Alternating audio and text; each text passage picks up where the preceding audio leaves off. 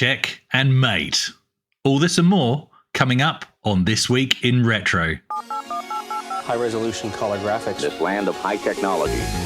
The revolution in technology that made the information age possible. Those kids are not afraid of computers. Checkmate for ChatGPT. I don't have a title for my story. Plug it in, plug it in. All this and more coming up on this week's show for the week of Saturday, the 21st of June, 2025. Up-to-date news for out-of-date tech. Are you Dave? Hi. That's still Dave. Are you still Chris? I'm still Chris. Thank you, Jason. Awesome. All right. Are you still Jason? I am still Jason. We're doing great. Fantastic. I'm Dave. And that one I'm pointing at is Jason, and the other one I'm pointing at is Chris. Are you sure that was just Iron Brew you were drinking, Dave? If you noticed I'm different this week, it's because I've had to revert to an old webcam because my Elgato face cam has died on me. It keeps cutting out. That's the second This Week in Retro face cam to die in a month. I know. So this is what it looks like. I've taken it apart in the hope I could find a component need replaced. But no, it's an intermittent fault and there's nothing visibly wrong, so it's going to be impossible to diagnose. So I will have a new webcam for the next time you see me here. So at the moment, it's just this old Logitech one I use for work. How's your week been, Chris? It's been good. I've actually got big news. Are you guys both still in our secret Discord chat? Because I'm going to put a photo in there. I am. Yes. For you to look at, to explain. And we're sitting down. I believe I can no longer be called the fake Australian. I'm great podcasting. I'm true secret chat blue. that nobody can see. Yes, but Duncan can put the same photo up in the thing and then we'll describe it for the listeners. But I'm no longer. I'm not going to accept the title of fake Australian. No, I haven't got Australian citizenship. I'm still just a permanent resident. But I did make a purchase on the weekend, and it's this. I am now the proud owner of a ute. A ute. And that makes me Australian. Yeah, you can get in the country just on that photo alone, right? I've got a Ford, so it's a 1998 Ford Falcon ute, white, 2 careful owners, with a 4-litre straight 6. Beautiful. So ute stands for utility, doesn't it? Yeah, it does. To me, it stands for something I can pick up, I don't know, an arcade cabinet in the back of, Dave? What do you think? Yeah. That would fit in the back, wouldn't it? Let me describe it. It looks like a 90s Toyota car with the back. It does. It's got. If you look at the front of it, that's kind of that kind of idea. So I see Chevy Malibu from that era personally. Okay. What? No. It's got the back cut off and it's been turned into a pickup. Yeah. Yeah, the back being cut off is essentially because the Falcon is traditionally a sedan, but they also do the Ute, so it's essentially a car with the back cut off. Yeah, that's big exactly what it is. El Camino vibes for our Americans out there. Yeah. Yes, that would be closer. Yeah, because it's a big. They're a big car. They're much bigger than some little Toyota thing. Yeah. So in the UK we have an estate. In America they have a pickup, and in Australia they have a Ute. Is that how it works? Got to have a Ute. Yep. Ute.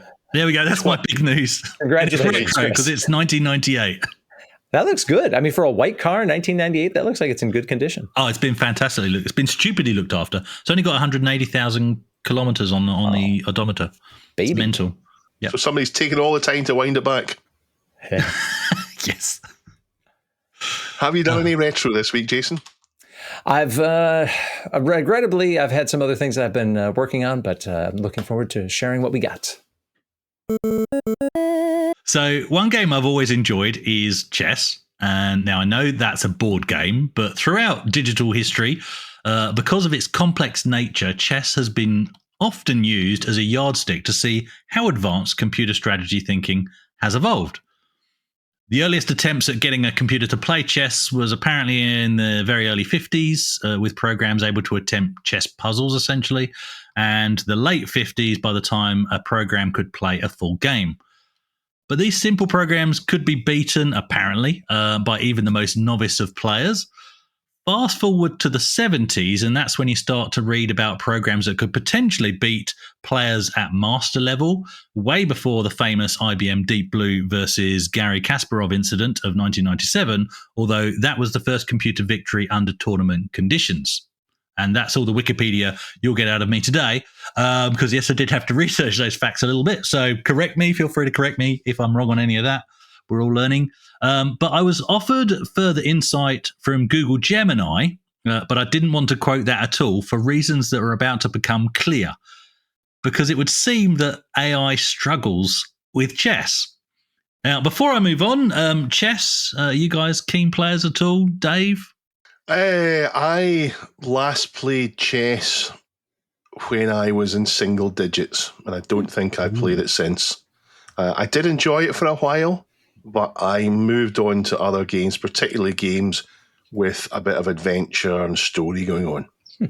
Fair enough. Jason? Yeah. I've played chess off and on, and chess is directly responsible for me becoming a Dungeons and Dragons player because my local library had a chess club. And at 8 years old, I was like, I should learn chess. I should get better at chess. The library has a chess club. I will go there. And the youth services librarian, Joyce Wagner, hi Joyce, was involved in it, and she saw something in me. Either that I was a terrible chess player, which I still am, or that there was something else that I might like. So she said, Jason, I'm going to take you next door. So we went from the small meeting room where the chess club was to the bigger meeting room where D&D was being played. And I was like, well, this is amazing. So being a bad chess player or having a spark of something else turned me into a D&D player for a while. But yes, that's I'm like 99 and 1 in 99 lifetime against credible players, including but not limited to computers. So yeah, it's something that I'd like to be better at, but just have never got the discipline or the insight to think all those moves ahead. In the background on Jason's music stand, there is Advanced Dungeons and Dragons Dungeon Master's Guide. Is that right? And the player guide? DMG with the original cover. The player's. I'm sorry. The Player's Handbook has the original cover. Yeah. Dungeon Master's Guide. Yeah, I've got the first edition Unearthed Arcana behind me as well. I dug those out for today. Very nice. It is a bit of a hint when you're taken into another room. Here's something else that you might be good at. Yeah. That happened to me at school choir. They asked me if I was being serious, and asking if I was being serious got the hint across to me. I might not have the talent for this. Oh dear, that's harsh. Anyway, chess. I was actually a keen player, and I actually loved it. And usually won matches at primary school at least. And I even went round the corner from my home every Saturday morning for a while to spend time playing and learning from a, in inverted commas, chess master, a lovely old man called Mr. Ford. And he'd play me and he'd usually win. But his first move would actually be to remove his queen from the board to level the playing field. And only when I improved did he start playing me with his queen in play. So, yes, I learned a lot of playing from someone at that level, including, powerful openings, taking control of the center of the board, evaluating exchanges, endgame tactics, and the little-known move en passant or in passing move. It's a move that still causes arguments to this day because lots of people don't know it exists. So when you try and play it, they tell you to take it back. You just made that up. It doesn't exist yet. No, I know it's the one where you swap your rook for your something, isn't it? No, that's castling. Yeah. Oh. Yeah, see, we're going to start an argument on en passant already. I'm not going to argue because I don't know it. I'll take your word for it. Yeah. But Mr. Ford, being old, sadly passed away during our friendship. I guess I was probably about 10 at the time. And his wife gifted me from his marvelous collection of chess sets from all around the world a computer chess set. So this is one of those small ones, a bit like a travel chess set with the pegs that go into the board, powered by a 9-volt battery. And what you'd do is you'd push in the piece you plan to move, and then you'd push it into the new hole where you've moved it to. And that's how the computer would know what you'd done. And then, equally, it would lights up the rows and columns, so you'd know which piece it wanted to move next, press it, and then it would light up where it wanted you to move that piece to. And that's how the game would move on. And it was really cool back then to have a version of computer chess, which was quite hard to beat. It had 9 levels on it. But because the only way of practicing for me was either getting into an argument with one of my siblings or to play myself. And when I played myself, I try and do it as level-headedly as possible and not cheat. But then I'd always take sides at some point in the game. So I said, oh, no, blacks are winning this one. So that's I'm just going to nerf white's moves until blacks can win. So yeah, didn't really work playing myself. Great to have a computer chess set. Fast forward to present day, and Citrix architect and delivery specialist Robert Jr. Caruso apparently found it incredibly easy to beat ChatGPT at chess. The twist? He wasn't playing ChatGPT himself. He was pitting the advanced AI against video chess, the Atari VCS game from 1979. And there's more. He had it set to novice, as in the Atari was set to novice. And it wasn't a one-off. So according to the article, which is on Tom's Hardware by Mark Tyson and shared with us by Rich2600, Caruso witnessed ChatGPT not only getting beaten again and again by the Atari, but it then complained that the pieces were not clear enough on the game screen, and that's why it was losing. So he changed the icons to make them clearer, and ChatGPT still lost. And so he actively helped ChatGPT on occasion, and it still lost. I'll get on to why I don't play chess anymore and why I think this was a predictable outcome in a moment. But guys, computer chess in general, have you played video chess on the Atari? Have you played battle chess on the Amiga or ST? Love chess on the PC? Or any others like that? And what are your thoughts on why this occurred? Why isn't Atari beaten ChatGPT? Jason? So when you were talking about the history, I also couldn't help but remember that in the 1960s, there were some really credible computer science, leading minds that said, we don't think that computers will ever advance well enough to beat really good players at chess. So, it's been a big jump from there to the, like you said, the late 90s when they did finally get good enough to beat the best human players. I was a bit surprised that, Dave, you never even tried battle chess, not even for the novelty of it? Oh, I know. I have tried battle chess. Okay. So I've loaded it up. I've played a little bit around, but I never seriously played it. Yeah. I saw it as a cool thing to see on my ST, and it really was, because it was one of the earlier things that came out for the ST. It's I think it's quite an old game for the ST, and I'm sure I saw it before on someone else's ST before I got mine. And yeah, it was cool to see. Yeah, but it didn't get me back into playing chess. Yeah. I mean, the thing that I'm wondering about in all of this is, would you get the same result if you gave it algebraic notation for the chess moves? Is this really all down to, and Chris on his display behind him for listeners out there, he's got the Atari 2600 video chess screen up, which, is a bit abstract. It was using not just VCS graphics, but VCS graphics from 1979 before they'd really found ways to wring more out of that machine. So they're fairly abstract. I can see where the pattern matching on a free LLM or whatever might kind of give up. But I do wonder if you'd given it algebraic notation, if it would have thrown it into, I am going to now actually run a chess program and actually beat this thing, because video chess is notoriously not a very good player, except at the higher levels, when accidentally it will sometimes cheat and take two moves at once because it's looking so deep it runs out of RAM to undo all of its moves. So, well, that's a good tactic. It's a good tactic. Great. Good work if you can get it. How I've ever won a match. Dave, what are your thoughts?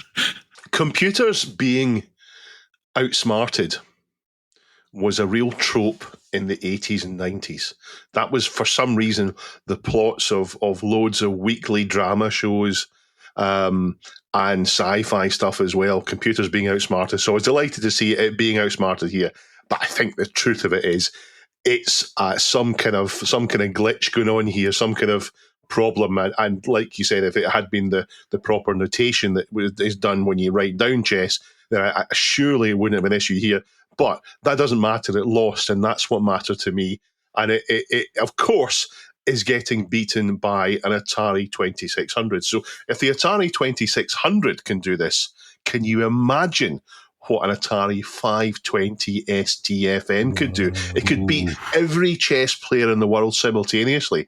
And I'll take no comments on that. Yeah, the other thing that I think is going on here is I think there's a lot of evidence that the LLM market likes provocative outcomes because they generate more buzz. Look at us. Look at what we're talking about. As well as provocative outcomes also give them more training feedback than obvious outcomes because people say, no, you're losing. You're losing because you don't recognize this is a bishop. Oh, that's a bishop, you say. Great. Add that to the database. Yeah. So I do think the perpetrators of these systems play to the ends of provocative outcomes. Oh, I mean, clearly you wouldn't do this if you thought there was if you thought it was just going to go exactly as you expected with the 2600 getting roundly defeated every single time. You wouldn't bother. There would be no story to tell. So obviously this is done for a bit of fun and entertainment. Yeah. Chess is a game I've been back to a few times, but I don't practice anymore. I'm not any good, really. And I kind of stopped playing maybe about 15 years ago when I taught my twin boys how to play, and I lost interest when they started beating me. So I'm very out of practice. I recently came out of retirement, actually, to play my sister, who was visiting from the UK, and she plays online constantly at the moment. So I went back into retirement straight away after losing 2-1 to my sister.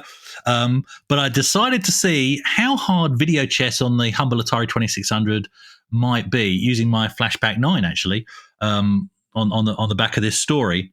Now, according to forums, it's easy, and any competent player should be able to beat it on all levels. Well, I played it on level 1, like ChatGPT, to see if I could be better than ChatGPT.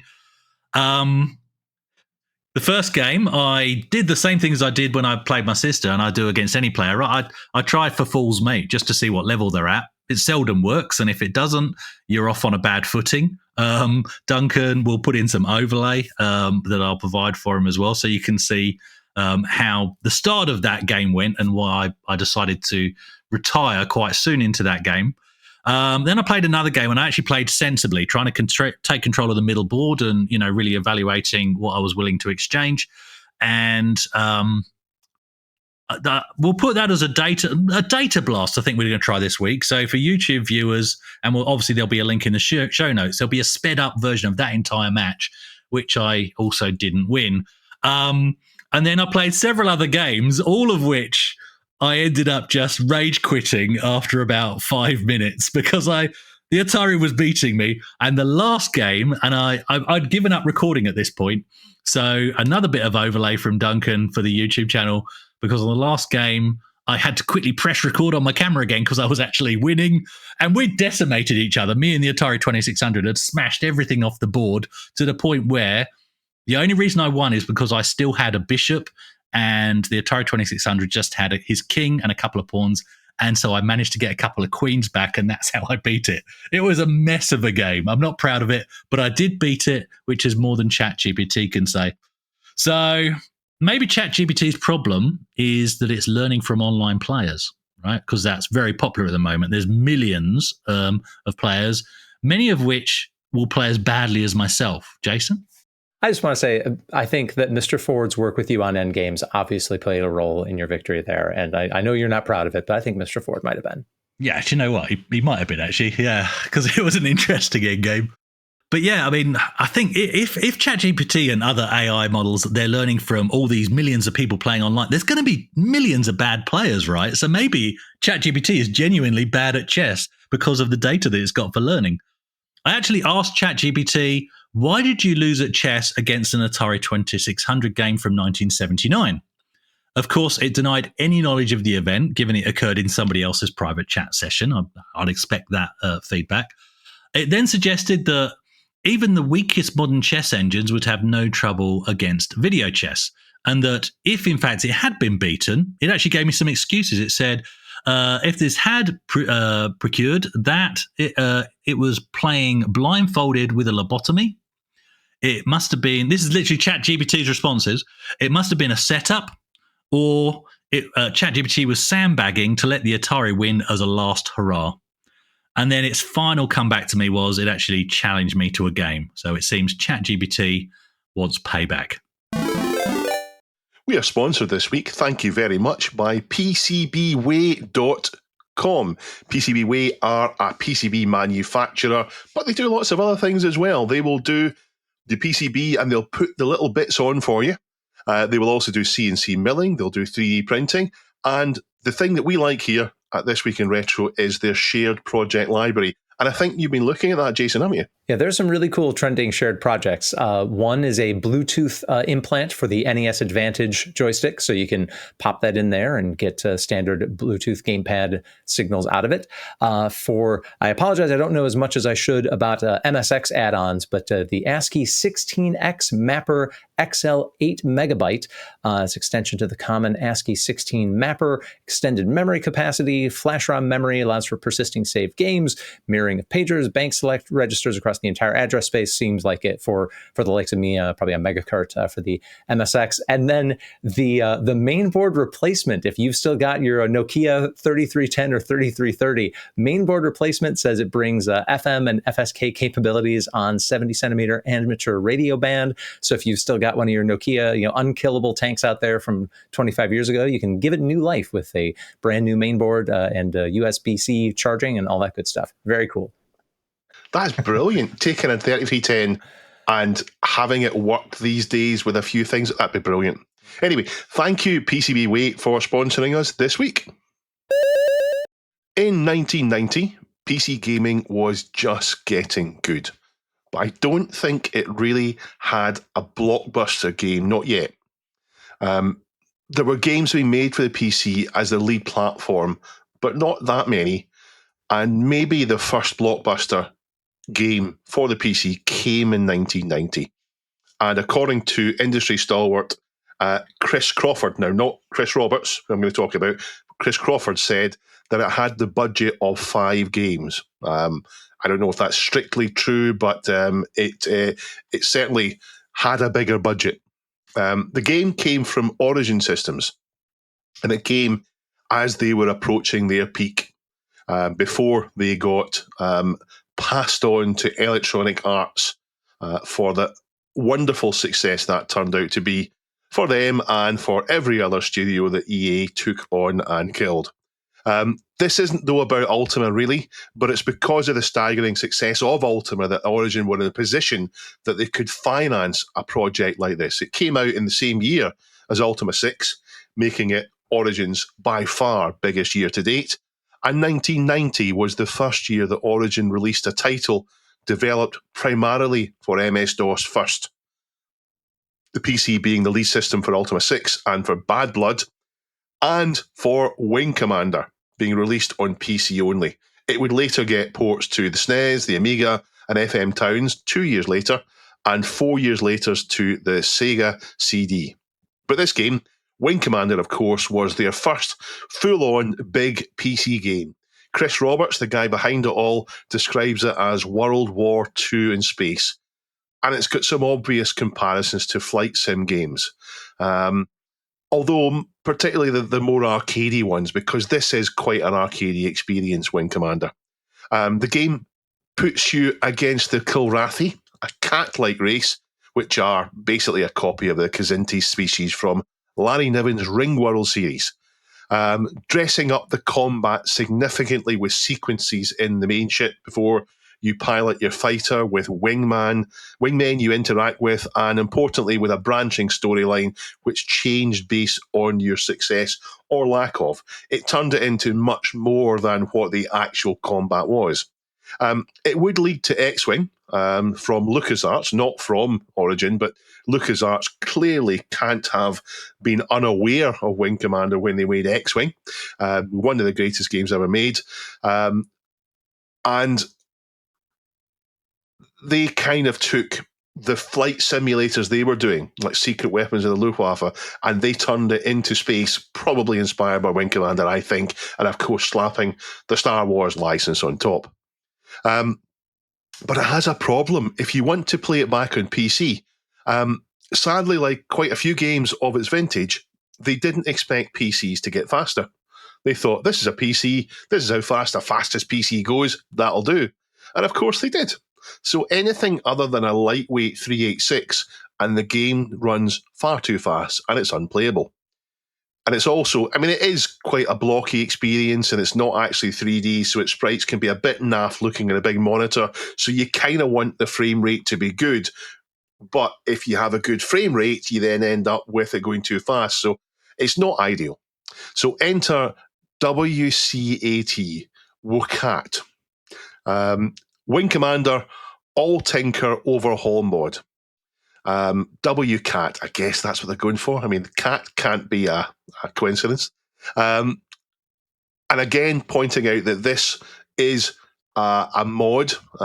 It wisely chooses to use the original game data, meaning that it's less likely to get a takedown request.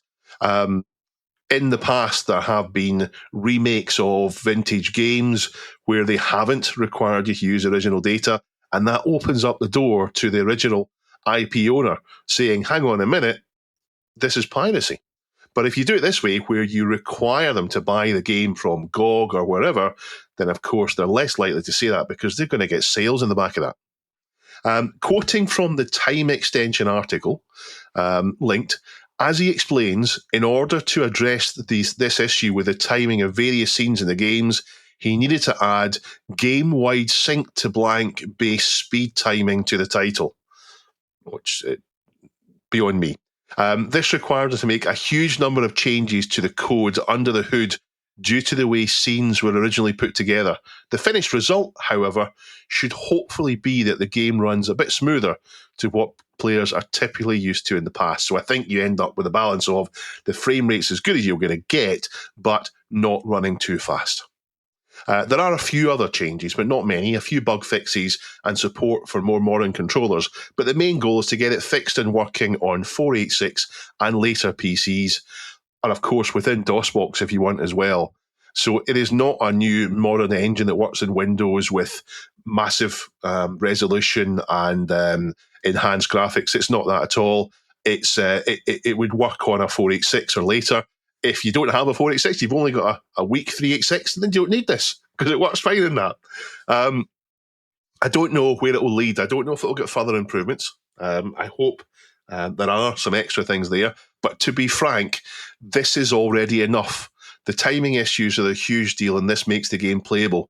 So, guys, this is a game properly and totally fixed without someone remaking it or changing it. It's all done quietly and then releases. What's not to love? What do you think? Looks good. Yeah, sounds good. I didn't realize there was a timing issue. I should probably play it because, funnily enough, following on from last week, the entire trilogy is on I've bought it on GOG, downloaded the installers and backed them up, Dave, and only played it for about 5 minutes list. So there's a bit more than a trilogy. Oh, is there more than 3? See, shows how much I know. But yeah, I know. There's splinters to the franchise. It goes all over the place. Yeah. I think Privateer and yeah. I think it's GOG I got them off. I remember where I got them. I got them because they were going for free, which is why I grabbed them. So, but yeah, I played them for about 5 minutes, and that was it. I've always known it's a great franchise. It's very highly regarded. For some reason, it's forever been on my one day I'll play that list to this day. So I really should do it. Dave's holding up proudly his boxed copy of Wing Commander. Yeah, and you can see them all on the shelf there, all up there. It's nice. It's a great game. It's a great game because it manages to immerse you in what really isn't game. It's not world-breaking gameplay in the first one. It's not amazing, but it's good enough, and the things that surround it lift it up to being amazing. Yeah, nice.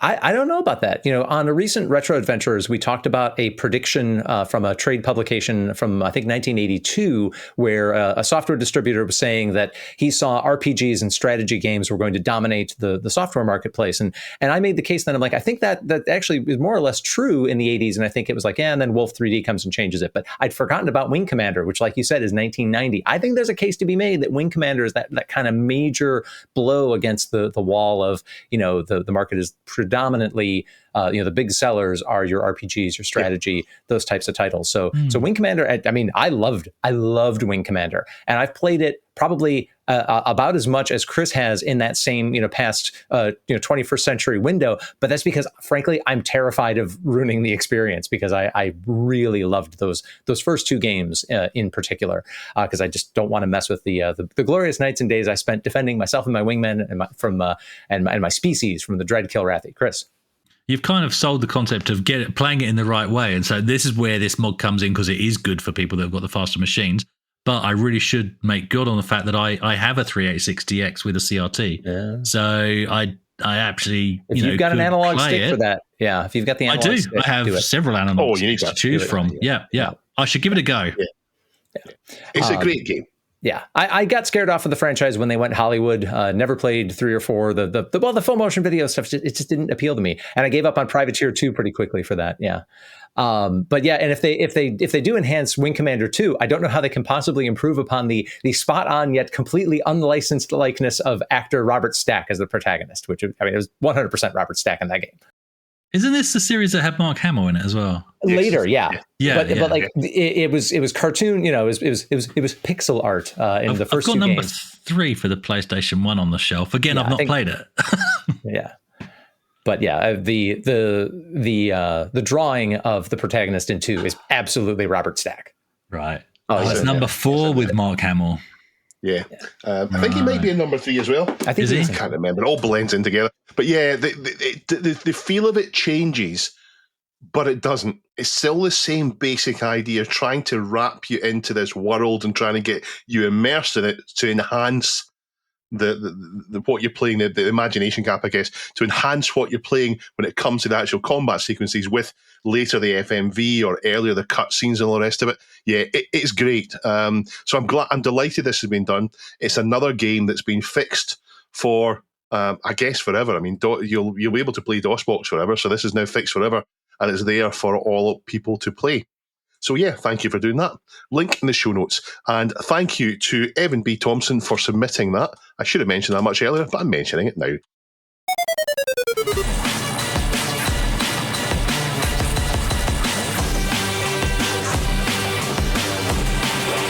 Dave's Briefs.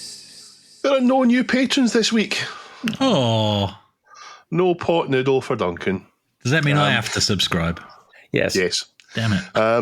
But for patrons, I do want to remind you that it's your last chance to submit questions to the Q&A session that we will record next week when Duncan is on holiday.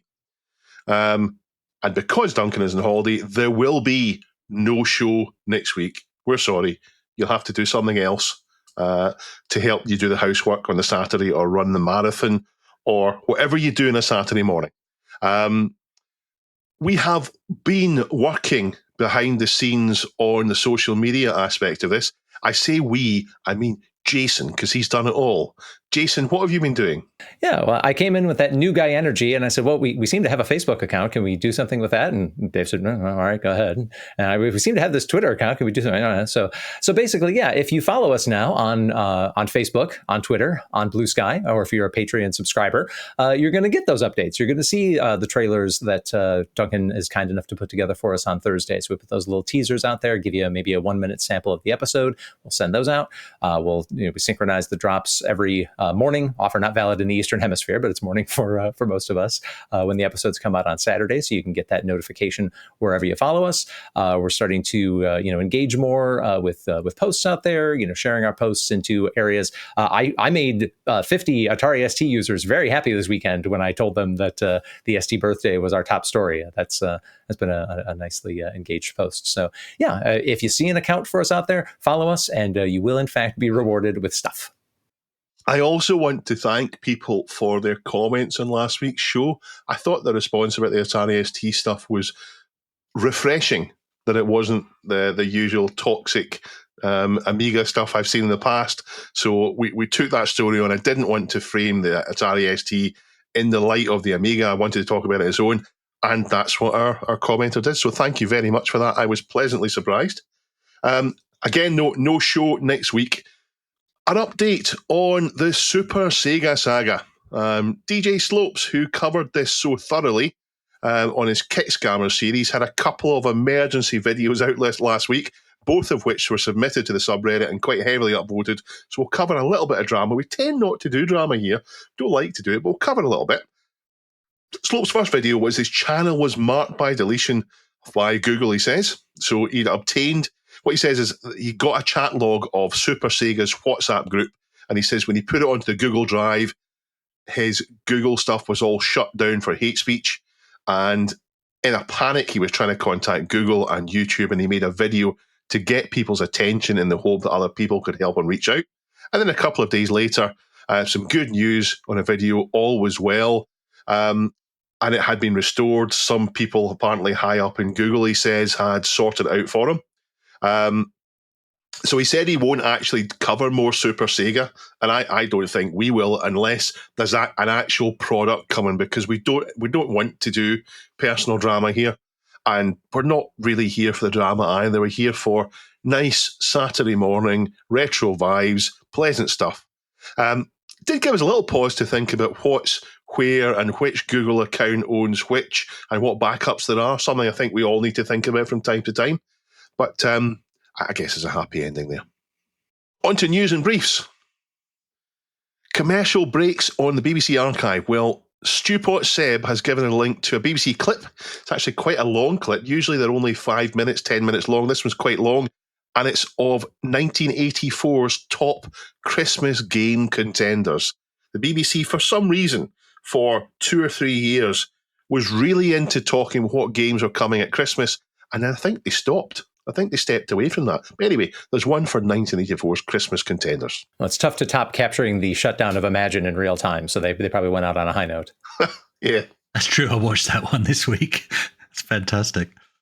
Another World is now on Scum VM. Thanks to Dr. Local for letting us know about that. It's almost a text adventure. C64audio.com is shutting down. They're having a kind of closeout sale and moving to Bandcamp. Thanks to LengthSlow6437 for letting us know. Thunderer 5150 links us to a YouTube video on the Spectrum version of R-Type about the making of it, which promises tax evasion, the fraud squad, and being sued. Bajako links us to a Hackaday article on the ZX Spectrum, a homebrew case and keyboard with mechanical keys for the Specky to make it nicer to type on. No more Dead Man Flesh. No. That's the first time you've said those words. The Mectrum is done by Lee, and it is great. It's great. I've got one that I haven't built, and I'm going to get this one new one instead because it's got the bigger space bar on it. But yeah, it makes it a nice thing to use, but it's still the kind of the same size as a 48K Spectrum. And I'm gonna do one with a Nouveau Plus 3 board in it, which means I'll be able to connect, hopefully, a 3-inch disk drive to it, because I think Spectrums belong to be united with a 3-inch disk drive, as Lord Sugar himself says. And that's what yours is as well. Yours is a plus 3. Got my plus 3 there. Yeah. Out of shot, so I don't know why I'm pointing. And it's quite the Atari-ful week, as Pajako6502 submitted a story which went under most people's radar. But I encourage you to take a look at this, because I bet that most of us out there have thought about a compact 8-bit platform and wondered, could I just get a masterpiece of a program by generating the right sequence of random bytes? Well, developer Brian Benchoff has decided to do something about this thought experiment with what he calls the finite Atari machine. This is hammering away at an Atari 26 emulator with billions of random sequences of potentially valid 4K cartridge images. And to quote Benchoff from his GitHub, "Thanks to advances in GPUs, AI, and machine learning, we can now very quickly write a Python script that dumps garbage into 4K ROMs and asks, does this look like a game? This isn't nostalgia, because my first console was an NES. This is about exploring something unimaginably vast and seeing if anything weird falls out." And he goes on to explain that he's using knowledge that he has of the 6507 CPU and the Atari's custom chips to make the problem a little easier to solve. Even at 4K, he's like, yeah, there are way more combinations than there are grains of sand on Earth. So, but he binds it in by like, is there enough, 6507 opcodes? Are there things that are addressing the graphics chip? And for all that, his kind of the summary of his report is that nothing generated yet has the shape of even the most primitive game, although there were some semi-coherent video patterns and something which responds to joystick input. You push the joystick and something changes on the screen. I really hope there's another chapter to this one. I'm following it closely. There's a podcast called The Infinite Monkey Cage, and that's the idea. An infinite I think it was someone said that an infinite number of monkeys with an infinite number of typewriters would produce the works of Shakespeare just through random events, and that's why the finite Atari machine. And it's quite interesting. I guess that even a 4K cartridge, the numbers are so heavily against them actually producing something. But there isn't. I mean, I guess it's like gambling. There's no reason at all why the next one that comes out that says this is a playable game couldn't be a brand new, perfect, best game ever for the Atari. There is loads and loads more on the subreddit. The subreddit is, Chris, you haven't said anything for a while. Reddit.com/r/this week in retro. All right, let's talk about how the classic Atari cartridge has made a comeback. So the Atari 2600, or the video computer system for you true 1970s pedants, is really in the zeitgeist this week. Atari fans have historically been among the world's best at not only preserving the history they have, but really aggressively rooting out the things they don't have. Stories of dumpster diving for Atari history are legendary. So it's always a bit of a surprise to me when there's new news about the glory days of the 2600 within Atari, in those days when Atari was the absolute unquestioned dominant force in home cartridge console gaming. Yeah. The story was submitted by me this week to the subreddit, but we salute all of those who've been spurred to Atari posts this past week. This particular story starts in Frisco, Texas, at the National Video Game Museum. Now, in going through floppy archives they have from Atari employees, they found a disc labeled Earthquake in a collection associated with in-house Atari graphic artist Jerome Domerat. And it illustrates what appears to be elements in development for a game that has mechanics in one screen which are reminiscent of the old proto-survival horror title Haunted House. Now, legendary 2600 designer Howard Scott Warshaw replied in the thread on their Facebook announcement saying he didn't have any knowledge of this game, but that doesn't prove anything one way or another, he readily admitted. Thinking about this story and the release of those graphics got me thinking about Atari's course since that home console peak in the early 1980s. I am going to skip over the various and sundry gyrations in ownership, control, and vision of Atari. There are great sources for that. None of them fit in the space of a This Week in Retro story. Suffice it to say, after the flameout of the Jaguar console, Atari became a nostalgia brand, a retro brand, whatever you want to call it. And for most of that time since then, Atari products, if you really sit down and think about it, have been oddly disconnected from their roots. The Atari 2600, at its core, was created to sit on the floor, receive a physical cartridge that carries a ROM chip, put an image on your TV, and let you play games with it. But Atari, whoever Atari has been staying out of the cartridge business for several decades now. And when you put out a handheld direct-to-TV device like the ones that Atari and Activision games had on them that we saw in the early 2000s, those games are small. They're probably 16 kilobytes tops, and you can easily integrate all of that without expensive cartridge media. There was no reason to put cartridge on those things. And even as early as the release of the Nintendo 64, it seemed odd to me, at least, when a new console was cartridge-based, particularly as a regular home console. I can see the argument that perhaps the spinning disc media of the handheld Sony PSP wasn't a winning concept. But for me, it seemed obvious by the latter half of the 90s that the advantages of magnetic and optical media far outran cartridges. We know why they moved away from cartridges, because compared to a CD, or some kind of optical storage, the cartridge is significantly more expensive. The only appeal I think they had with the cartridge was piracy.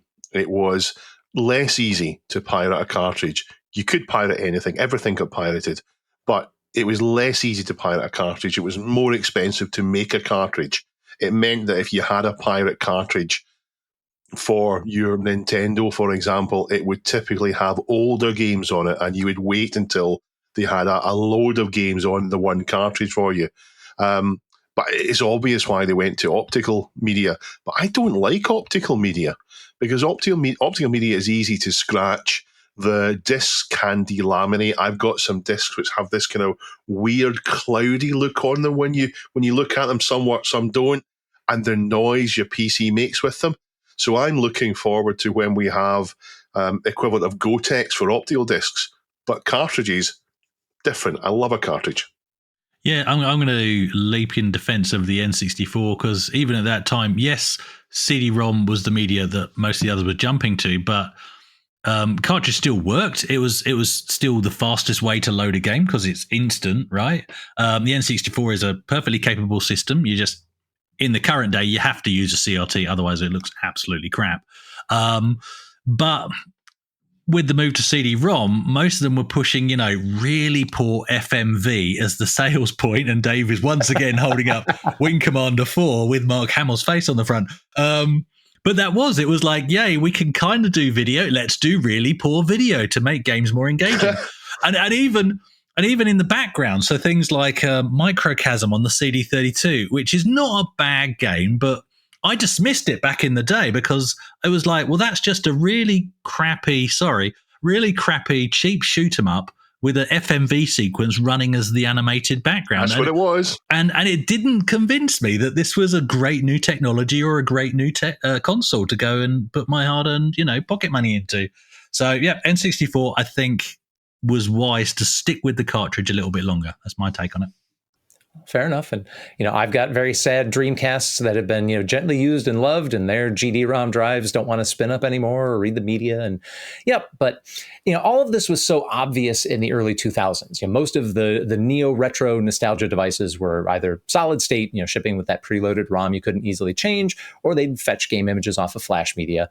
There were notable exceptions. Lore has it that Kurt Vendel fought to keep all the electrical systems intact on that old Atari Flashback 2 so that you could hack a cartridge port directly into it. And that came out a little bit after the launch of the Commodore 64 direct-to-TV game stick, where Jerry Ellsworth fought, jumped through many hoops trying to expose more real connector ports on the miniature internal motherboard to connect up real Commodore hardware, trying to hide them from the cost reduction engineers, finding them and taking them out. And this was a struggle over the three or multiple iterations of that device. Do you guys remember those sticks from about 20 years ago? Do you have any experience with those? Yeah, well, we were talking about them. Yep. I was talking about the Commodore 64 direct-to-TV yesterday. We're talking about Commodore licensing in general as a different thing, but those sticks are absolutely brilliant. It's a real Commodore 64 in a joystick. You connect to your telly, an absolutely brilliant device. And I won't steal your thunder, Chris, because you're going to talk about how good the Atari ones are. Yeah, I mean, we got the Namco arcade stick, and I think that's NES ports on that. A lot of those ran on an NES on a chip. Yeah. So a lot of times you'd get, one way or another, you were getting an NES version, whether it was the original NES version or something that had been engineered to be an NES port. Yeah. And we love it as a family, 2 AA batteries and plug it straight into a TV. The kids used to play it in the back. I used to have a Chrysler 300C with screens in the back of the headrests, and they'd be playing Pac-Man in the back of the car on a journey. It was fantastic for that. And I'd also, I'd lump the Atari flashbacks. My one's quite a later one, the Flashback 9, which is still a cheap piece of crap plastic, but it has an SD card slot so you can sideload more stuff onto it. Nothing against those kind of devices at all. Yeah, I always take my Namco Atari or Namco arcade stick whenever I'm picking up an old TV, because it's pop a few batteries in, plug it into the composite ports. Does it have video? Great. We're good. Let's go. Good tester. So, 20 years ago, it looked to me like, aside from handhelds, cartridges were pretty much dead. And that move away from cartridges, fair enough, because of their liabilities. Cartridges are expensive to make. The same thing that makes them good against piracy, affects the industry itself. They're expensive. You need a fab to produce those custom ROMs for you. That's expensive, subject to long lead times. You don't have allowance for patches, and you have to assemble it into a plastic package that package, and so on and so forth. But a funny thing has happened to storage media in the 21st century. Traditional floppy media has gone completely out of style. If you want to ship a game on floppy today, well, good luck hunting down new old stock discs, because that's your only option. Higher density magnetic media that was coming around, like the zip, that flamed out. We've learned all about the liabilities of optical media. They're more susceptible than we thought to manufacturing flaws, bit rot. User-writable optical media is fragile and or decays. But lo and behold, programmable ROMs, and particularly flash RAM, have absolutely plummeted in price. And today, PCBs, to house a cartridge, can be cheaply and easily designed, manufactured, populated, and shipped in a matter of days around the world. Did we mention that we are sponsored this week by PCBWay? I mean, that is exactly the type of organization which has made creating cartridges so much easier. Now, the surprising thing is not that you can make new Atari cartridges or that people are doing it. There have been newly issued Atari cartridges since the 1990s, when the homebrew scene was first getting rolling, both original games and hacks of existing titles. But when I opened that Atari 7800 Plus that I mentioned a few weeks ago, and I saw a brand new pack-in title on cartridge, I realized just how perfect the presentation was. I mean, everybody's known for ages that there are still gobs and gobs of Atari cartridges floating around in thrift stores and that out there. But finding something to plug them into was the domain either of ancient hardware or third-party reproductions, or things like hacking a cartridge slot into your Flashback 2. The fact that Atari had pivoted away, or has now pivoted away, from trying to build a 21st century wraparound presentation around the 20th century aesthetic products in its catalog, and has said, wait a minute, let's just ship consoles with cartridge ports in them. It's one of the most remarkable comebacks of a format we've ever seen. I would rank it right up there with the surge of new recordings issued on vinyl record. And to see now, 20 physical cartridges for sale from Atari proper, it's the entity that calls itself Atari, ranging from, classics like Atari 7800 Food Fight and the infamous Ninja Golf to new compilations of Epix and M Network titles. That's an amazing thing to me. Yeah, I think, is it the Evercade? Evercade was also a cartridge-based format. And I admit, Yeah. I kind of looked askance. I'm like, why are we doing this? And I think what struck me as different about that is like the creation of a new platform to do it. But yeah. I admit, like, I back it up. I was wrong. Go ahead. Sorry. Yeah, I don't know if the Evercade paved the way for Atari to make that decision to do it. I don't know, but I'm delighted they did. I bought a 2600 Plus, and the place where it's meant to go is currently covered by crates in front of the telly, so it's not installed at the moment until I get the loft done. But I bought it because I wanted something I could plug a cartridge into, and there and then go without a keyboard, without menus, bang, in we go and play it. And I've been buying cartridges for it. I bought a new cart this morning. I bought Bentley Bear's Crystal Crest this morning, which is a sort of sequel to Crystal Castles, but it's not. Frenzy arrived last week. I just added the new cartridges. They did the 7800 Plus cartridges they did to my Amazon watch list, and when there's a reduction, I add it to my basket. I don't know what the logic for the reductions are, but if they're going to reduce them down to 20 quid from 25, I'll wait until they're at 20 and buy them. I will eventually get them all. There's not that many, so it's not a lot to buy. But it's nice just holding it. It's just nice holding it in your hand.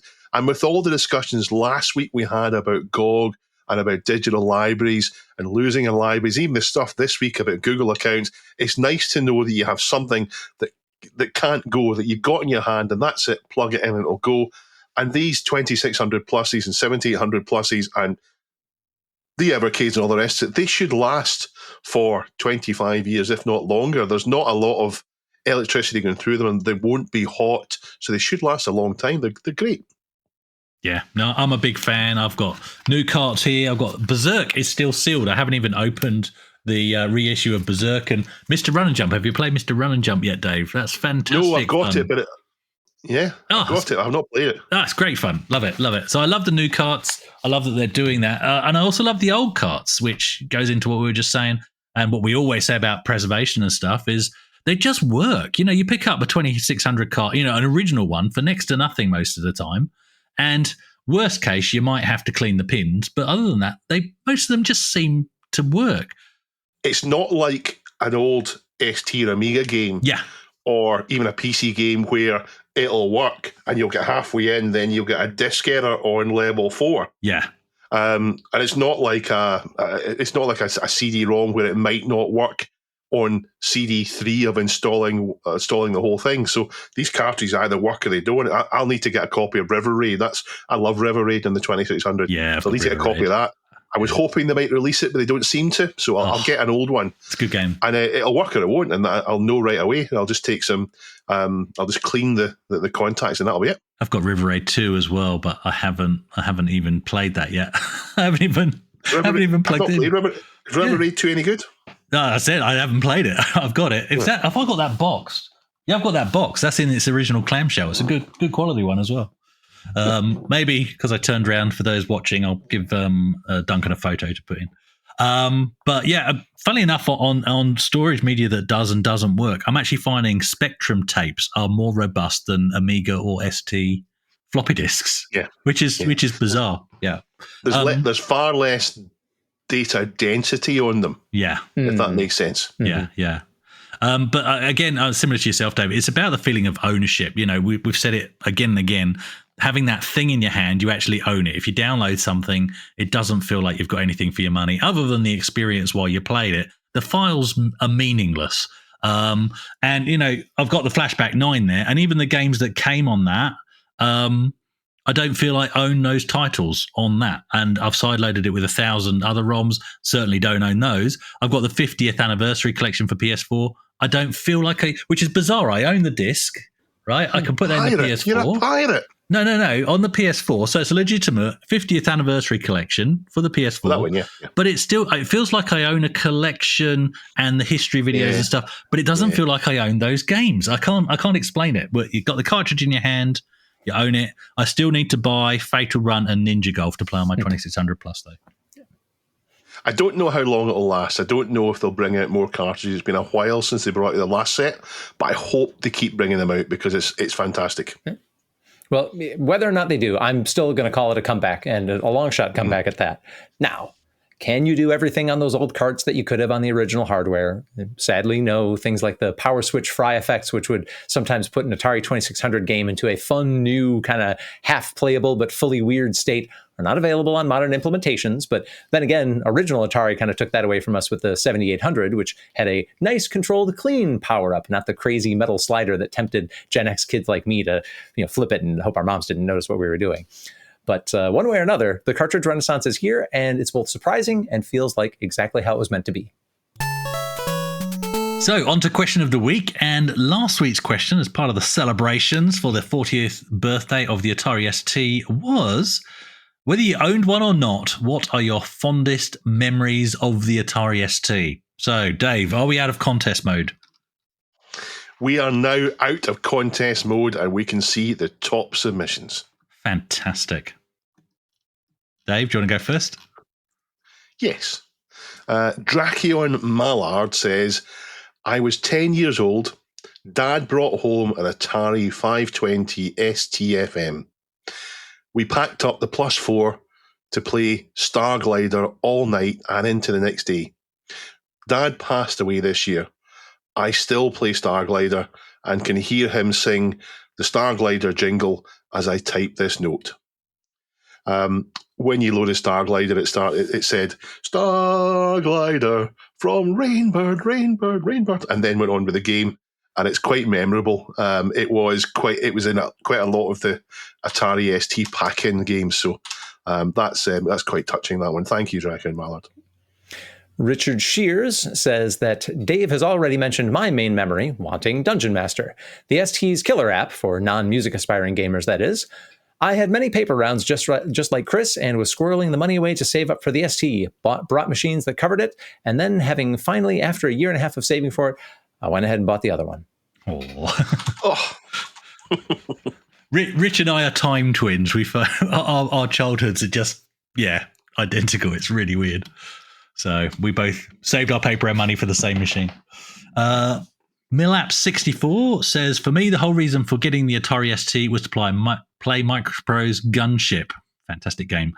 This must have been sometime early 1987, so the STFM was priced at around £299 from Silica Shop in Tottenham Court Road. Me and my best mate would spend countless hours playing as pilot/weapons officer, switching places from time to time as we each got a turn at flying. Later that year, he bought one as well, and so that opened up a whole new world of link-up games like F-16 Combat Pilot. Oh, good choice. Mate, you're a Falcon and Stunt Car Racer by linking both machines together with a null modem cable. Happy memories. Yep. Awesome. I loved all those games. Yeah, there's loads and loads of really, really good answers there this week.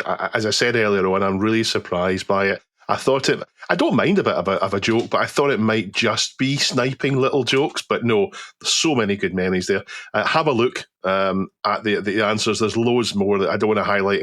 None jumped out at me more than any of the other ones because there's so many that were good. I've got one I'd like to read out from Alan P. Thorpe. Alan P. Thorpe says, the ST was my first personal computer and it shaped my professional life. I got it as a 12-year-old with the Power Pack and played those games to death. Then I got PageStream. You can't talk to an ST or an Amiga user without hearing about PageStream.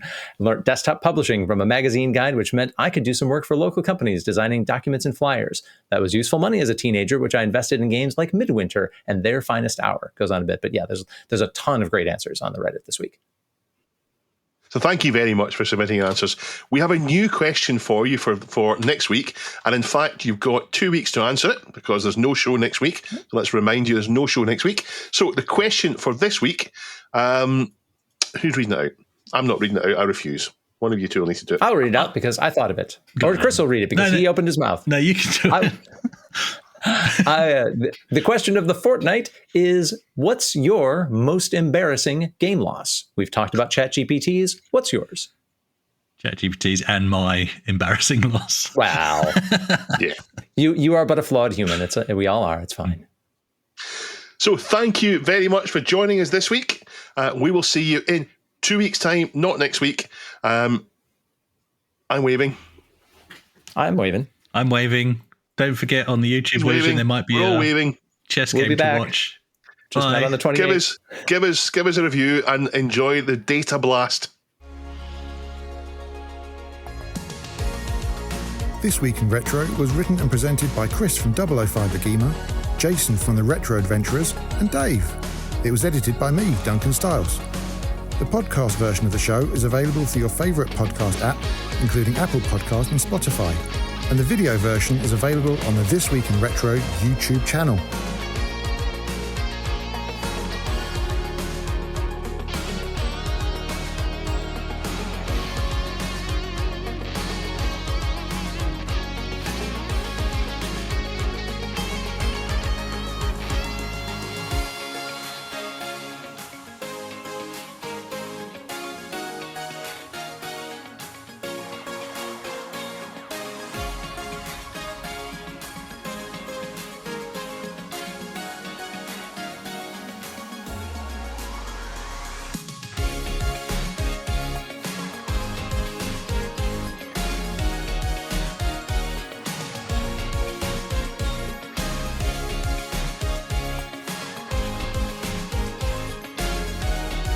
Join our community subreddit at r/This Week in Retro to suggest and vote on the stories we cover on the show. If you watch This Week in Retro on YouTube, please give us a like and subscribe to help us reach new viewers. If you enjoy our show and would like to support it, then please check out the link to our Patreon page in the show notes or description. Thank you for listening, and we'll see you next time for more up-to-date news for out-of-date tech.